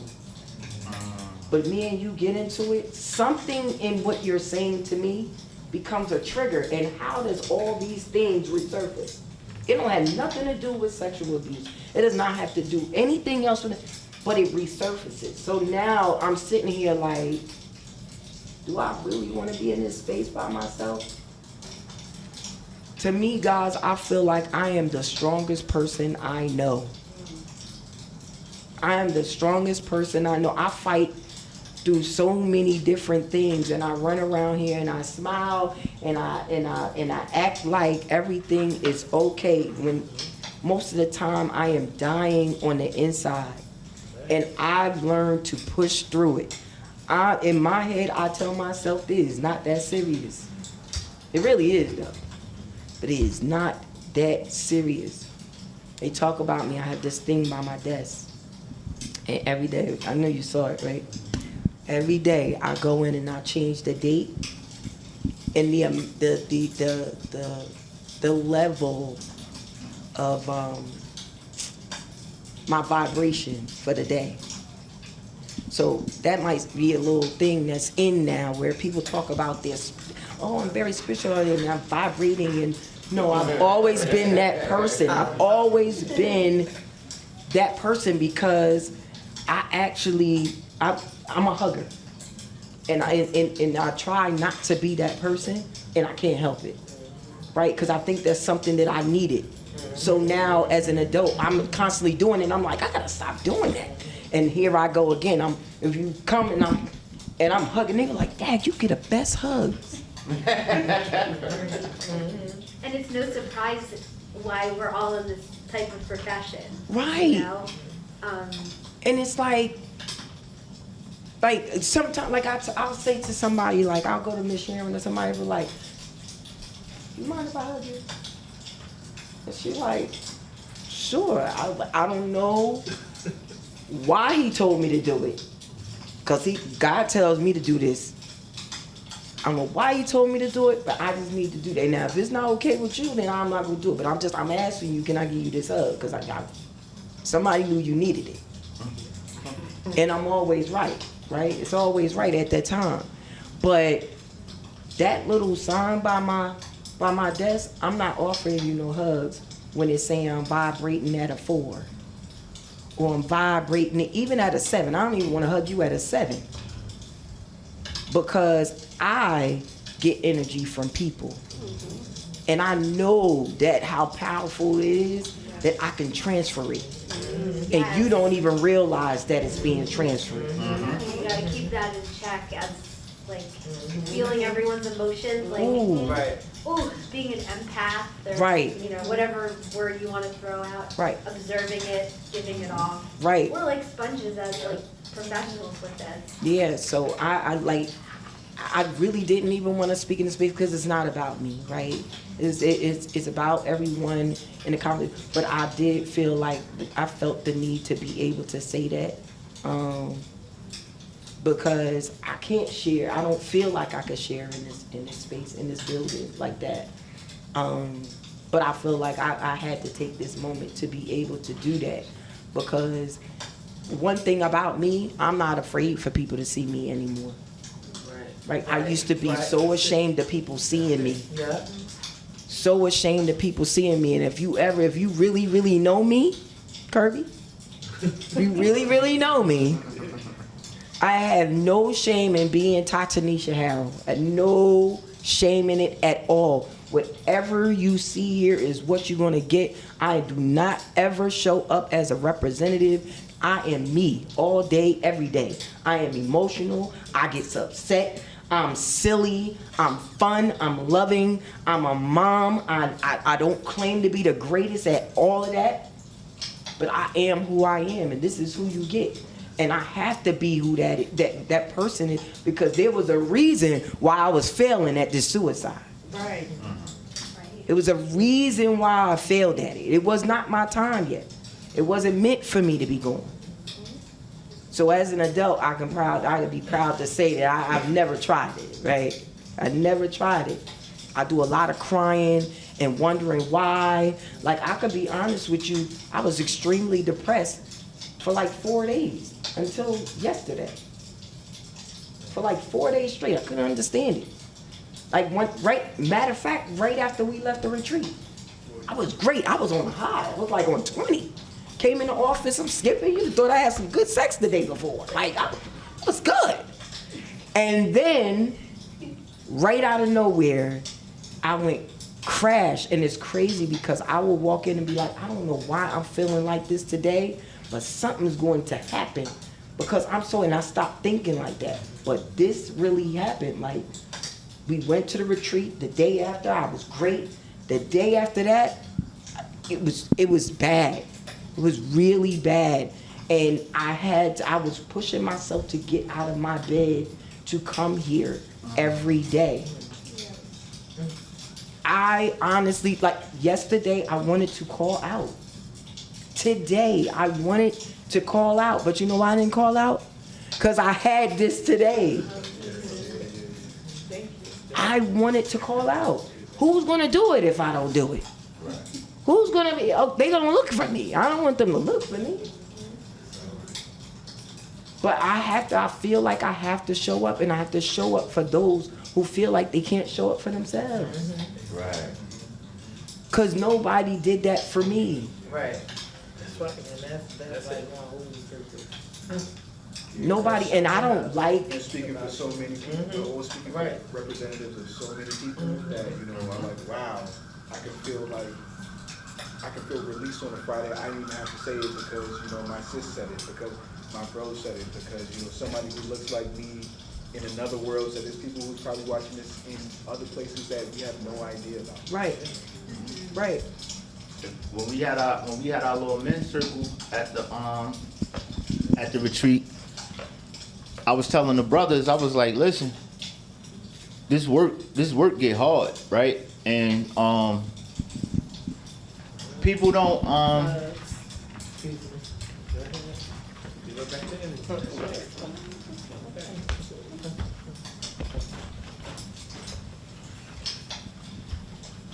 so I was saying how for those of us, I don't know what that was that dropped.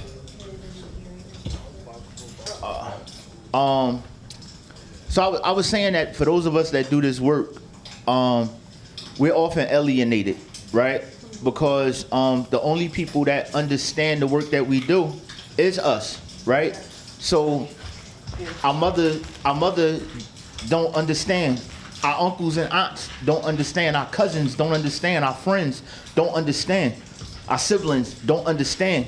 And even and even when they and even sometimes we just want to like unplug.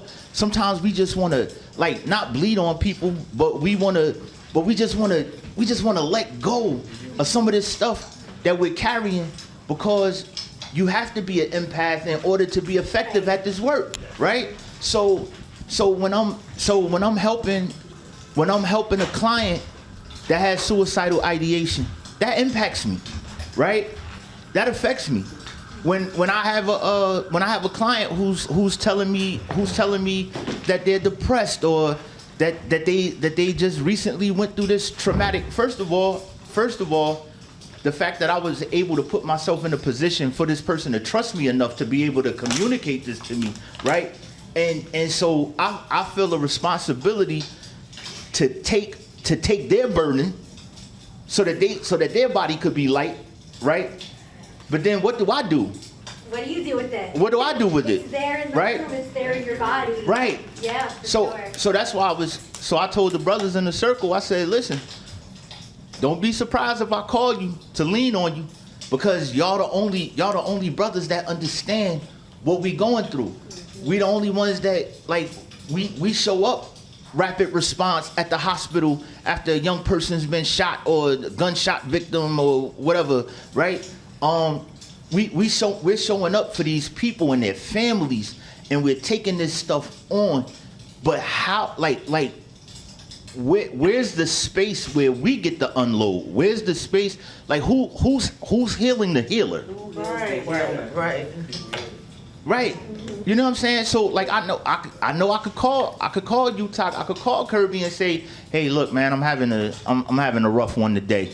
And for the people that know me, they know I'm always upbeat. I'm always silly, making people laugh. I'm always chatting up in conversation. You know what I'm saying? I'm a great communicator.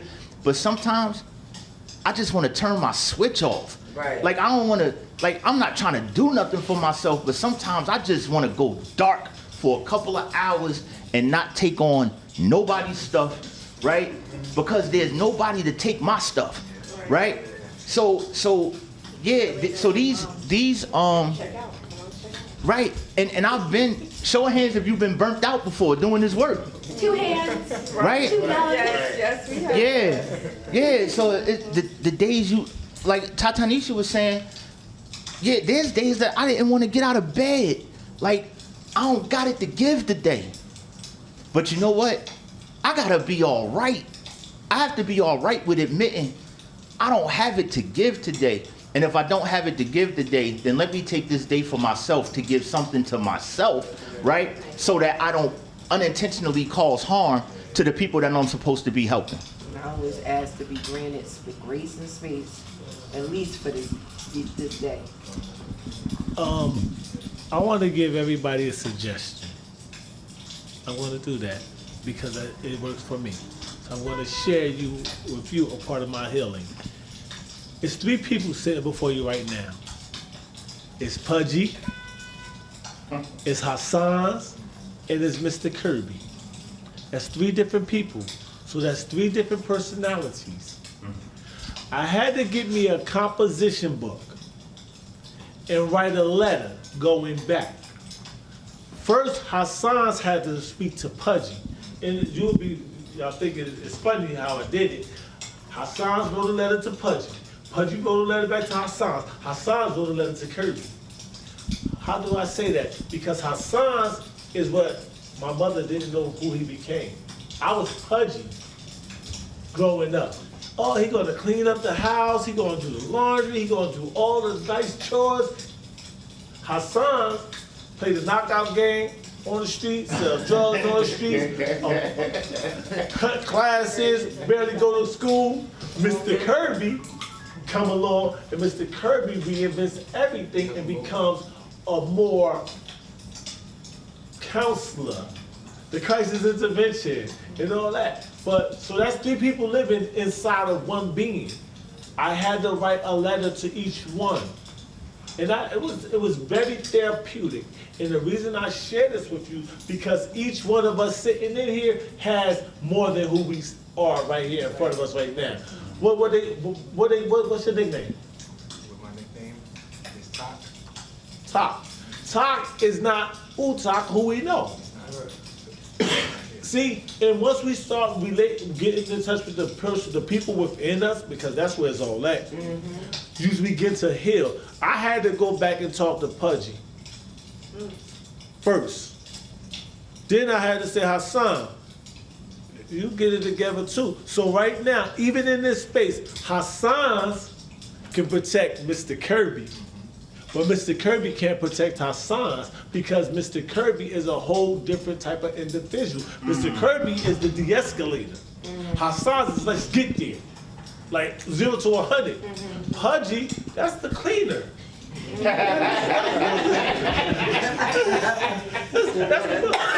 That's mommy's boy. Go clean up the bathroom. And even today, people who have events or something, and I go, I be like, however you need me.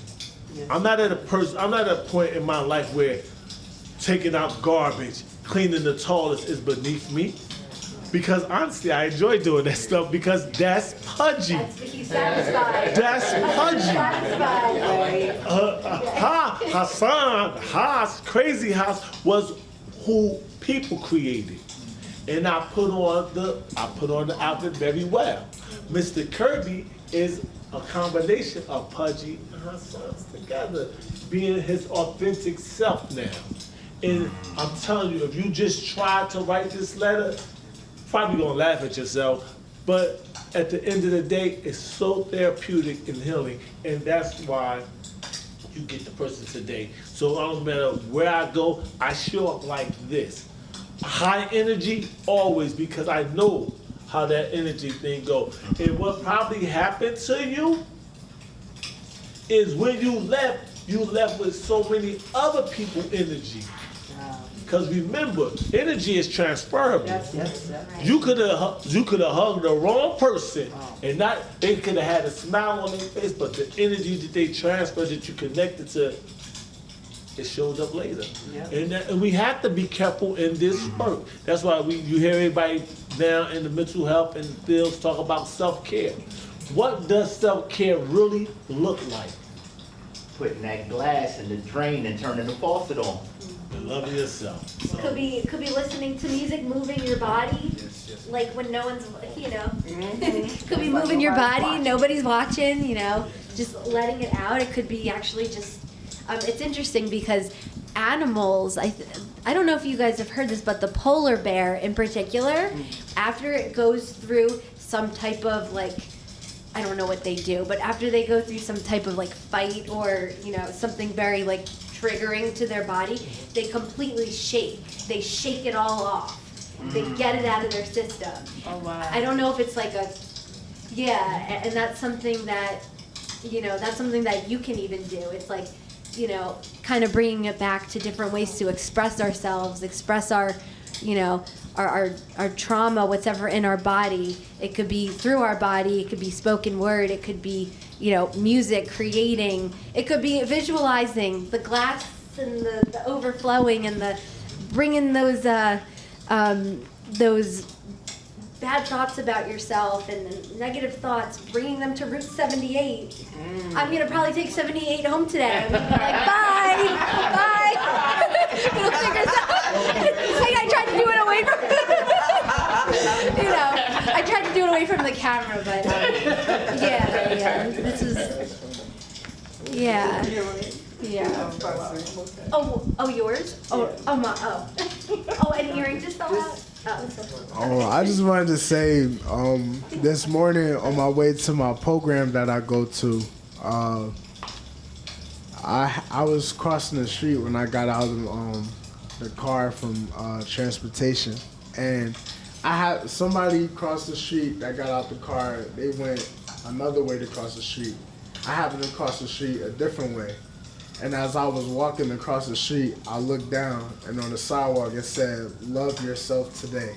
Wow. So I'm like, it was meant for me to cross the street that way, I guess, because as soon as I went into the program, I had a wonderful day today at the program. Like, it was no bad vibes or anything like that. Everything was good. I won bingo 3 times. Okay.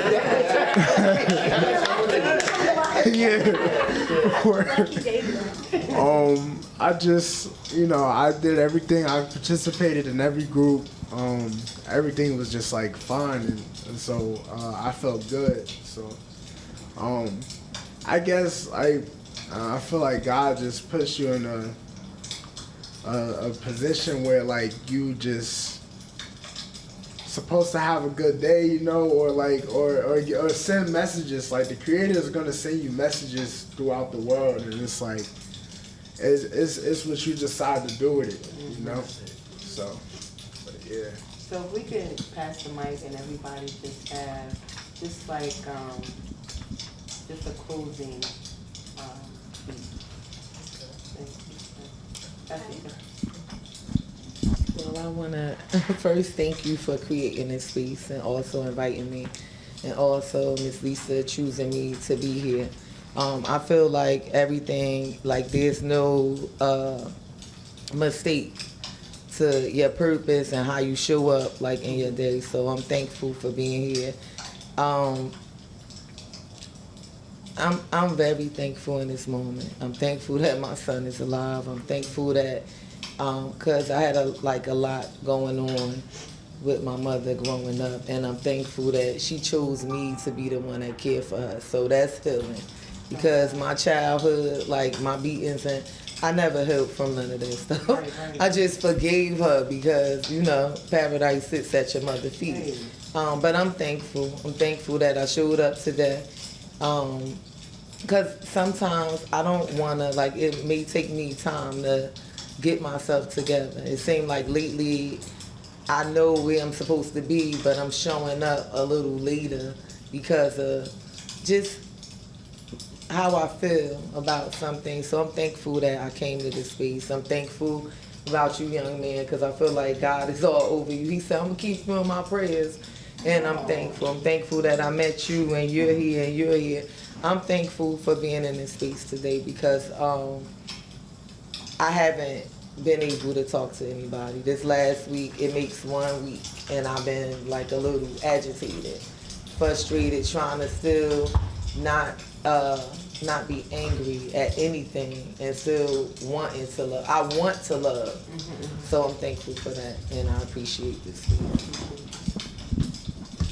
In closing, I know there's someone looking at this right now who may just need to know that you are worth it. You are worth living. You are worth taking another day to talk to your child or your children. That means you're going to have to take a deep breath before you do this and go ahead and speak to them, because you don't know what's going on inside of them. And the last thing you want your child to do is go commit suicide because he had to suffer in silence. So that's my last thing I would like to say. I just will pray that everyone watching will reach out to their loved ones, the ones who you rid of or forgotten about because they done got on your last reserve nerve. Reach out. Reach out to reserve nerve. That's a good one. Reserve nerve. So in closing, I want to say to anybody watching and to everybody in this space, you are powerful beyond measure. You have a purpose here, and I think that we're all living our purpose, especially those that are doing this work, whether it's community-based violence intervention, whether it's mental health work, whether we're mentoring, whatever we got going on, right? We are building a village, right? Because unto no one man is an island, is what the old saying goes, right? So everyone, all the success that we have seen, right? By the way, shout out to my brother Utah. He opening up his healing center coming up. Yeah. Yo. But also, so yeah, and I'm gonna be front and center for my brother to support him. But like I said, we are all powerful beyond measure. And sometimes when we feel like we have nothing else to give, that's when we have an opportunity to dig deep and give just a little more, because who knows what that little more could do for someone else's life, right? And then also, we have to love on each other. We got to do a better job loving on each other. We got to do a better job loving ourselves, right? So Brother Kirby was talking about the self-care thing. I was talking about putting the glass in the drain and the kitchen sink and all of that. We have to learn to love ourselves so that we can effectively love others, right? We can healthily learn others, and as our great Deputy Mayor Keisha Yuri say, not to bleed on people, right? So that's all that I want to say. I hope that whoever needed to hear this discussion today, hopefully you did hear it, you paid attention to it. Hopefully that it will positively impact you going forward, and you're not alone. We all carrying some sort of burden. We all carrying some kind of trauma, right? But as a community, we are stronger together than we are apart. A closed fist could do much more damage than an open hand, which is finger spread, right? So what that means to me is that if we all lock arms and become one community that's trying to change the narrative of our city, trying to change the narrative of our community, I think if we are closed fist, we could have much more impact. Thank you.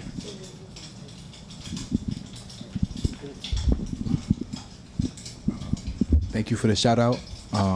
Thank you, Tatanisha. When last week at the beginning of the retreat, the first person that we came down and saw for breakfast was Tatanisha, the first person. And you know, it makes sense. If y'all know her, it makes sense.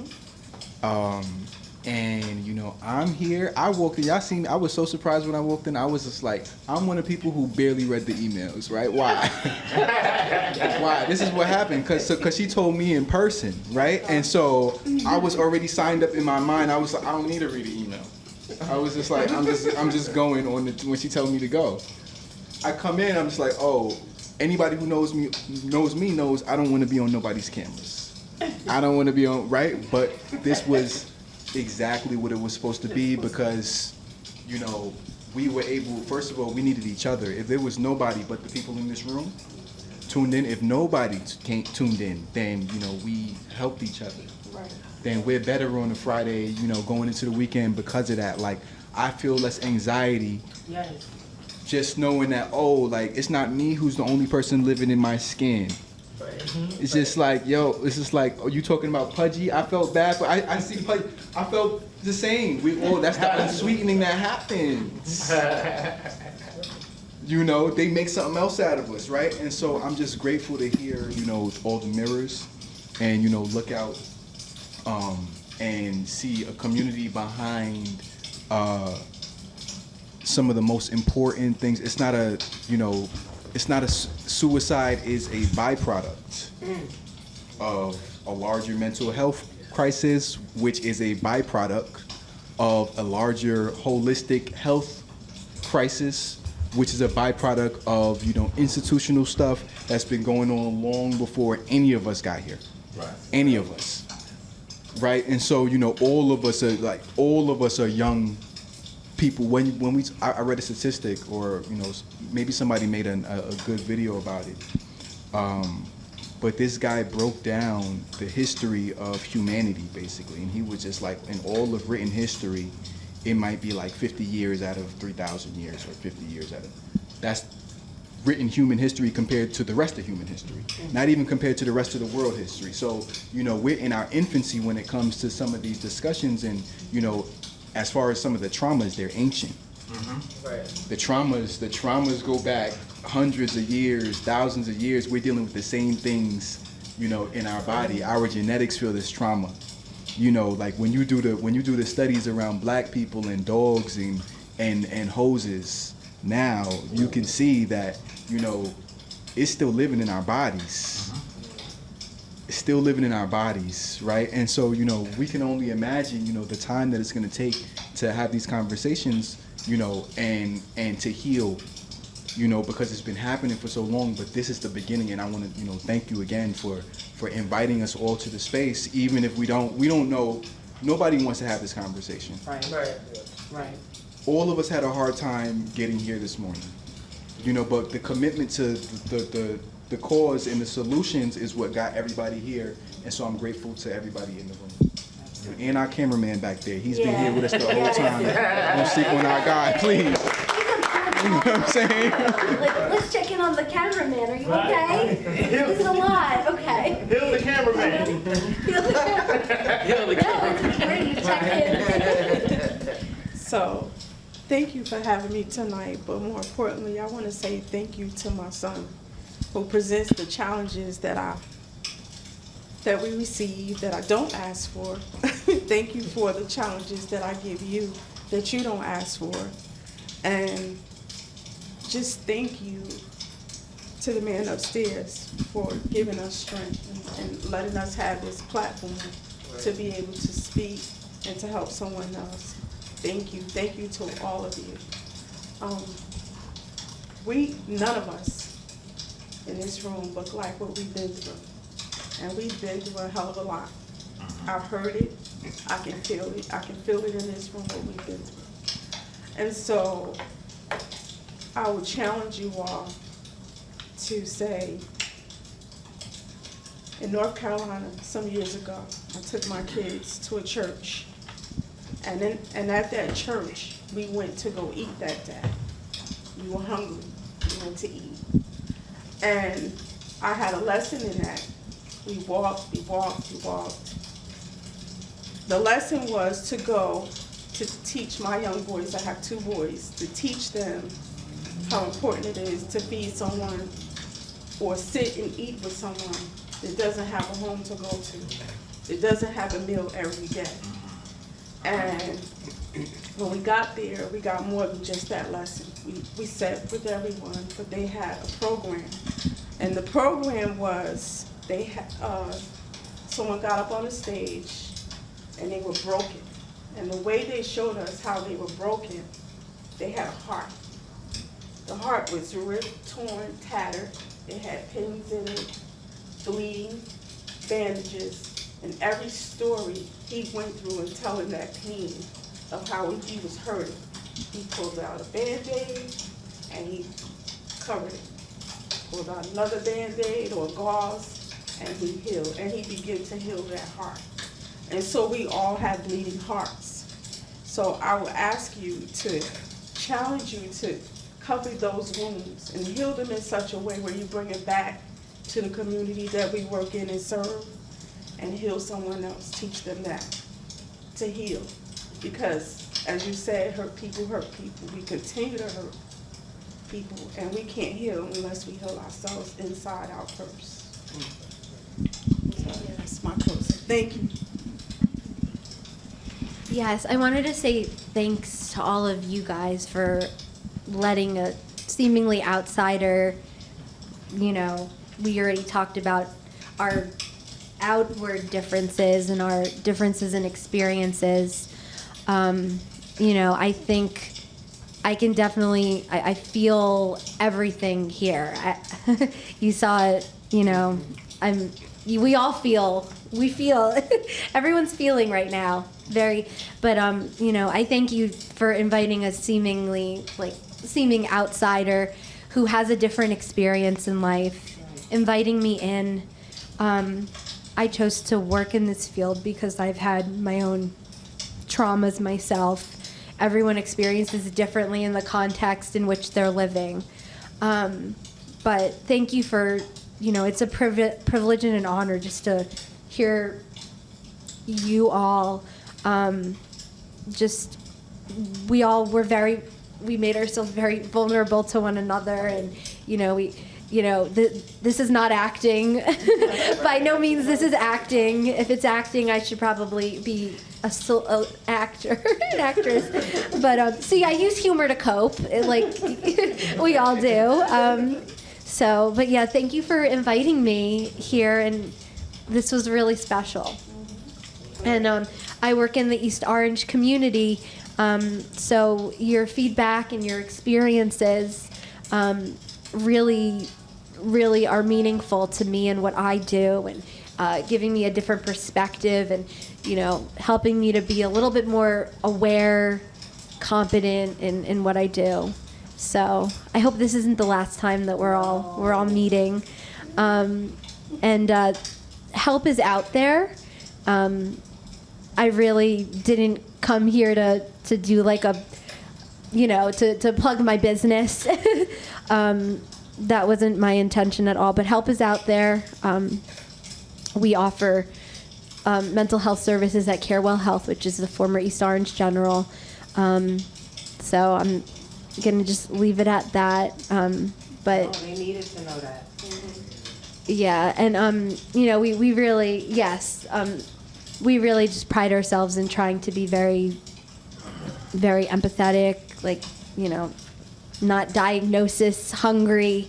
We just try to treat the whole person, and I want the community to see who's leading the department. I'm very human, too human sometimes, but yes, and I welcome anyone who needs help, or just take that first step in getting some support.